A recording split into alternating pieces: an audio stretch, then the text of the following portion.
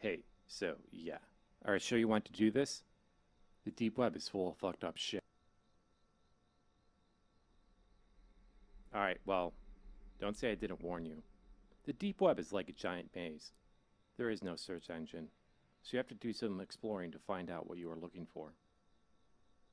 First thing, there is two main programs of which you'll be using on your search for a red room. Anne and Notes. Anne is a web browser that allows you to access the deep web. You can't access these sites on a normal browser.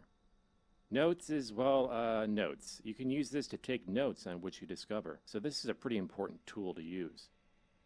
I went ahead and set your home page on Anne to a deep wiki page to get you started. What you are looking for are 8 hidden keys on the deep web. Not all sites have them, but some do. You have to explore each page, click the links, and see what you discover. A hidden key looks like this. Each key contains an order number associated with them. This is important. Once you have found all 8 keys, you have to type out the complete key in order. This will provide you with the Red Room's URL. This is where the notes system comes handy. You can keep track of all the keys you have found. Another tricky thing with the deep web is that some pages are only up at certain times of the night. If you look at the top right corner of your screen, you will notice a clock. Obviously, this is your current time, so if a site you visit is not up, try again a couple hours later. Next to the clock, you will notice a day count. This keeps track of how many days have passed since you started your search for a red room. Alright, now that is out of the way, let's get on to the more interesting things about the deep web. When you explore the deep web, you're exposed to hackers. These hackers will attempt to attack you, but don't worry, I went ahead and installed some tools to prevent this from happening. There are 3 kinds of attacks that happen to you while you browse the deep web. The first one being a denial of service attack, or better known as a DOS attack. When a hacker attempts to DOS you, you'll be prompted with the DOS blocker tool to try and block the attack. You simply just have to click the action nodes in the puzzle and redirect the traffic to the exit node. This prevents the packets from flooding your system. You have to activate all of them though. If you don't, you will get hacked. Pro tip, you can hold the middle mouse button to speed up the process. I'm going to go ahead and launch a DOS attack on you so you can test this out for yourself. Ready?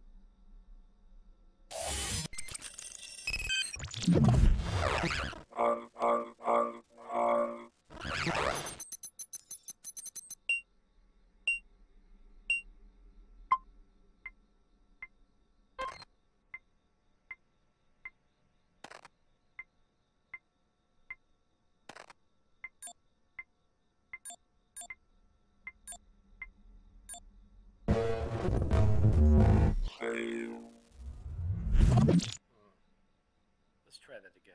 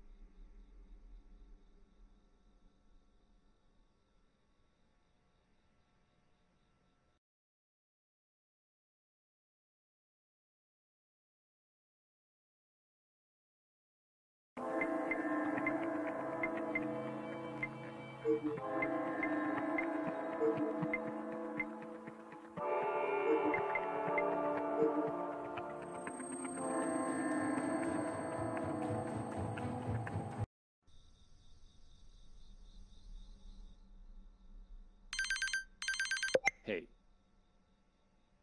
Alright, well, first thing, Anne and Note. Anne is a web. Notes is. I went ahead and each. This is where another obvious. Next. Alright, now that. When you explore the deep. There are. When I. You see. Pro. I'm going.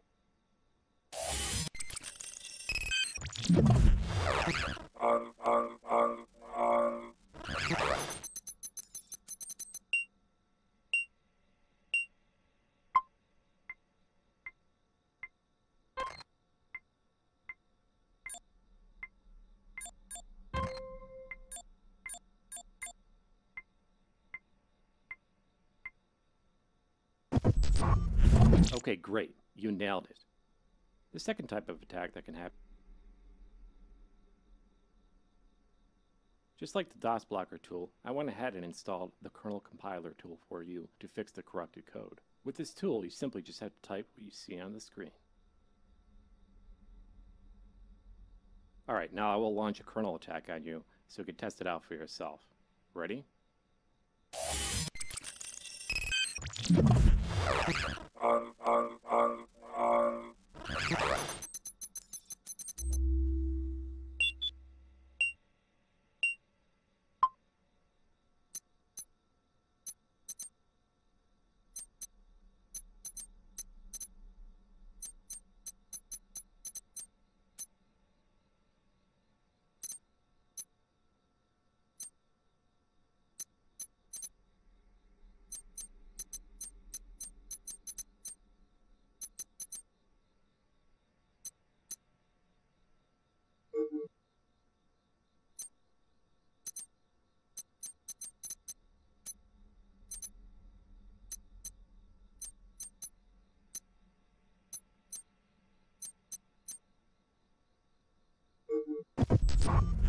Okay, great. Now let's move to the third and final type of attack, a vector access performance executor, or better known as a VAPE attack.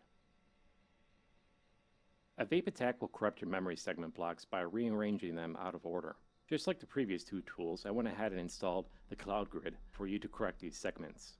With the Cloud Grid, you must rearrange the memory segments so they are not horizontal or vertical from each other.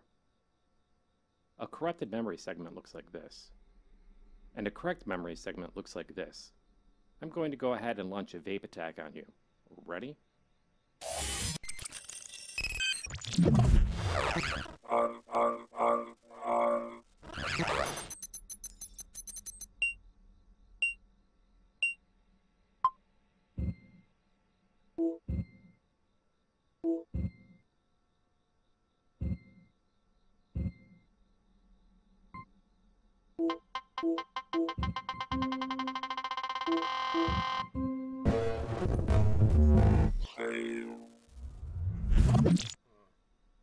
Let's try that again.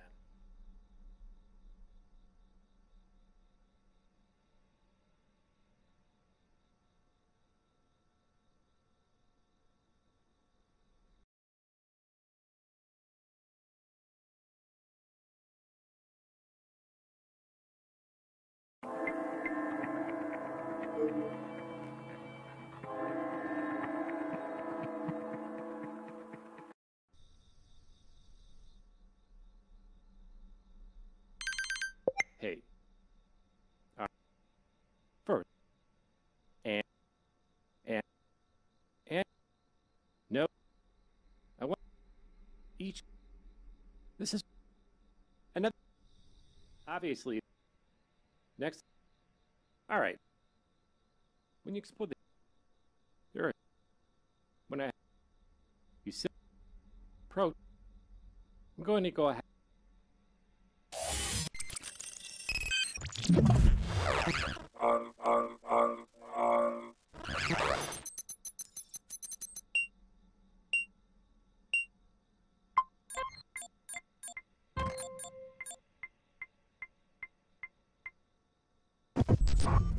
Okay, great. The second, just, all right.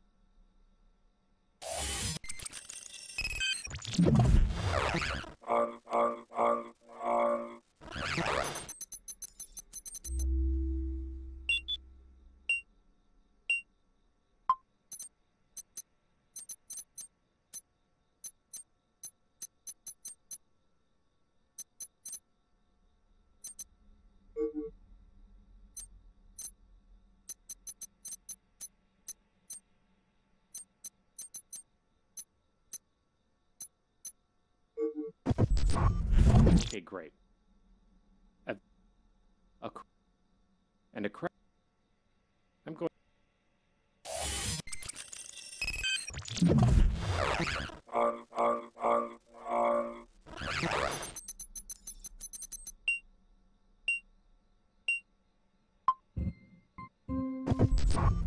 Excellent.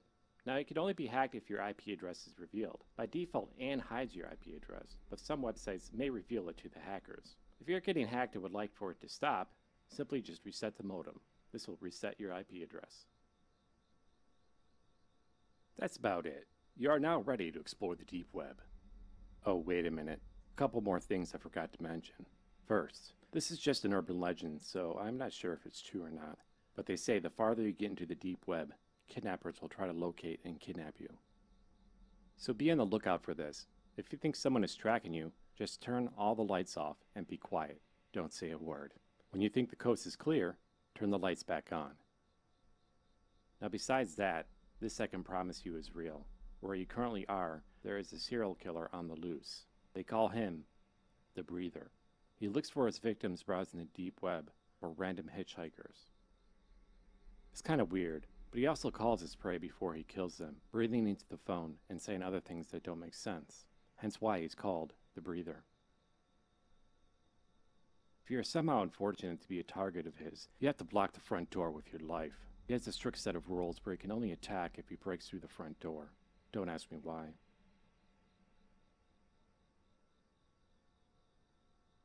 So if you feel like he's targeting you, be sure to check the front door at the house you're at. If he is there, hold the doorknob with your life and hope he doesn't get too aggressive.